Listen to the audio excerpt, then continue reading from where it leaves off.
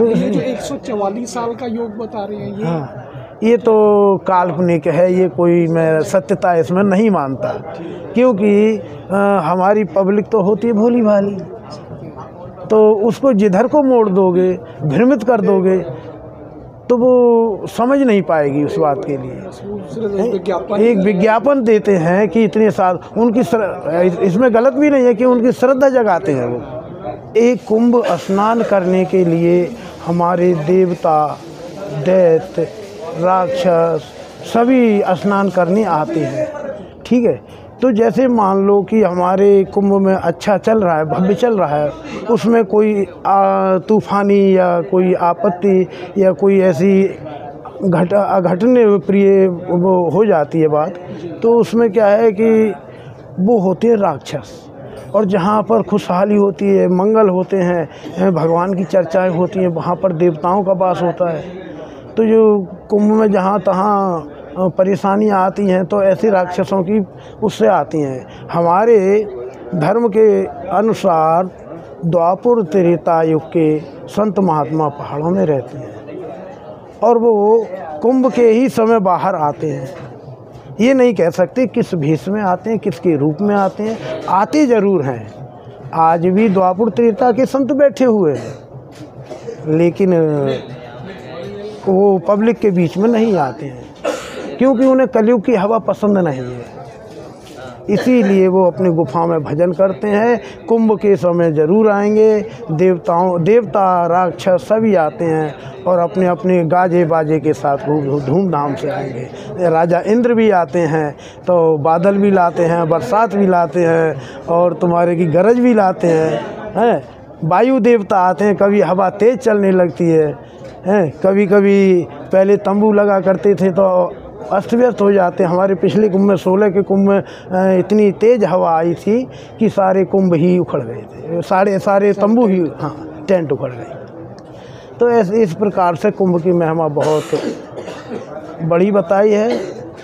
ऐसा है, हमारे वेद शास्त्रों में कुंभ के बारे में बहुत बड़ी चर्चा बताई गई है, इसकी महिमा बहुत बड़ी बताई गई है कि जब कुंभ की चर्चा चलती है तो सौ पाप खत्म हो जाते हैं और जब कुंभ में आने के बाद में वो तो धन्य हो जाता है। इसलिए कुंभ की महिमा बहुत ही ऊंची और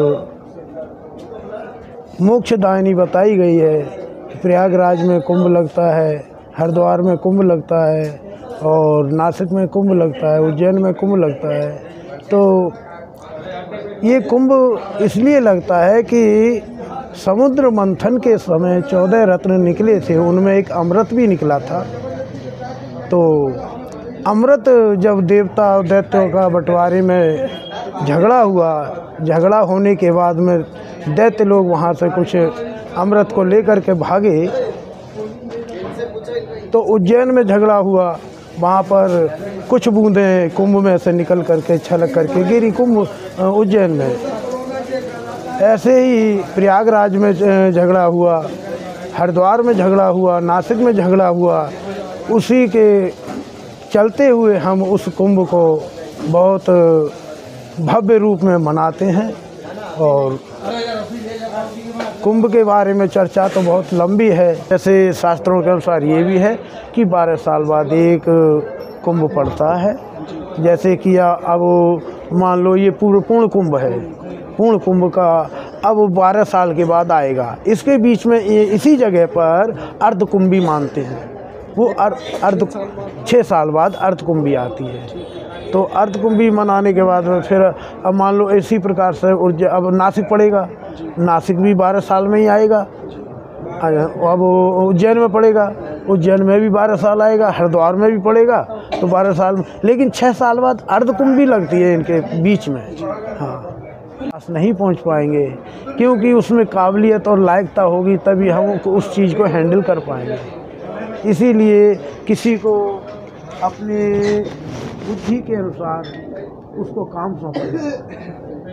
किसी को ये विश्वास हो कि हाँ आज ये आरती पूजा कर लेगा तो उसे आरती पूजा का काम दिया जाएगा, किसी को ये विश्वास हो जाए कि भाई मैं रसोई बनाऊंगा, तो वो रसोई का काम सौंपा जाएगा। काम सबको सौंपी जाती है, इसलिए हमारे भाग में नहीं है, हाँ होगा कब, जब हम उन जैसे ही बन जाएंगे, हमारे काम क्रोध लोभ मोह ये सब नष्ट हो जाएंगे, तो उनके बाद में हम यानी निष्पाप हो जाएंगे। अब इसमें बताते हैं कि दर्शन कब होते हैं कि ना तो पाप रहे ना पुण्य रहे, तब दर्शन होंगे। पुण्य भी खत्म हो जाए, पुण्य खत्म हो जाएंगे, उसके बाद दर्शन होंगे। पुण्य रहेंगे तो हम उसका भोग भाग हमारा शेष है, तो वो हमको भोगने को मिलेगा। हाँ, अश्वत्थामा है, आज भी है, और अश्वत्थामा की महिमा इतनी बड़ी है कि वो जीव अमर है, वो मरे नहीं हैं। तो इस तरीक़ा से हमारे देश में ऐसे आज भी अमर हैं। उनका प्रमाण क्या है? वो कभी किसी ने देखे तो है नहीं? कहीं कहीं किसी किसी मंदिर में आज भी धार्मिक लोग देवता हैं, तो वो किसी किसी जगह प्राचीन मंदिरों में जाते हैं और उनको अनुभव होता है कि आते हैं, लेकिन ये पता नहीं लगता किस टाइम आए किस टाइम चले।